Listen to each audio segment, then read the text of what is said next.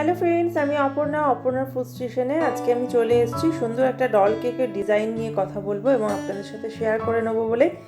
Doll কেকে ক্রাম কোটটা করাই ছিল। এখানে আমি একটা লিফ নোজল ব্যবহার করেছি। এই লিফ নোজলটা শুধুমাত্র লিফ তৈরি কাজেই আমরা সাধারণত ব্যবহার করে থাকি। তো আমি আজকে ভাবলাম এটা দিয়ে একটা গ্রাউন্ডের ডিজাইনটা করে নিই, খুব সহজে হবে আর খুব কম সময়ে হবে। এবং একটা লিফ নোজল বা এই ধরনের নোজল যদি থাকে, স্টার নোজল, লিফ নোজল, এই দুটি একটি নোজল দিয়ে কিন্তু অনেক ধরনের ডিজাইন করা যায়। যারা প্রথম কাজ করছেন, বেকারি শুরু করেছেন, বাড়িতে কেক বানাচ্ছেন, তারা কিন্তু এই বেসিক ক্রাম কোডের পরে এই নোজল দিয়ে অনায়াসেই সুন্দর সুন্দর সমস্ত কেক বানিয়ে ফেলতে পারেন। আমি এই নজলটার ইউজের জন্যই কিভাবে কি করেছি সেটা শেয়ার করবো বলেই আপনাদের সাথে আমি এটা দেখালাম।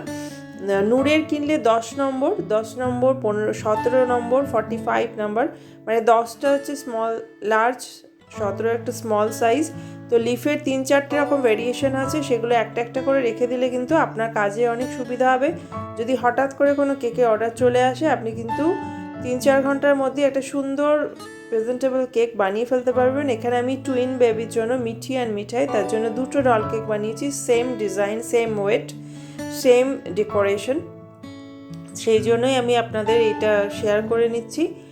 আর পিছনের দিকটা আমি ব্যাকের সাইডটা পিঙ্ক স্টার নোজল দিয়ে করেছি, পিঙ্ক কালারের স্টার নোজল দিয়ে গ্রাউন্ড পোর্শনটা, ব্যাক সাইডটা, সেটাও আমি দেখাবো।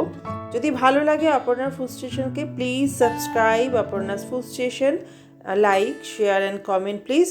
আর যদি কারোর কিভাবে এটা হেল্প করেছে এবং খুব তাড়াতাড়িতে কেকের অর্ডার এসছে এবং কিভাবে এই স্টার নোজল বা লিফ নোজল ইউজ করে আপনারা কেক বানিয়ে ফেলেছেন, ডেকোরেশন করে ফেলেছেন, সেটাও জানাবেন।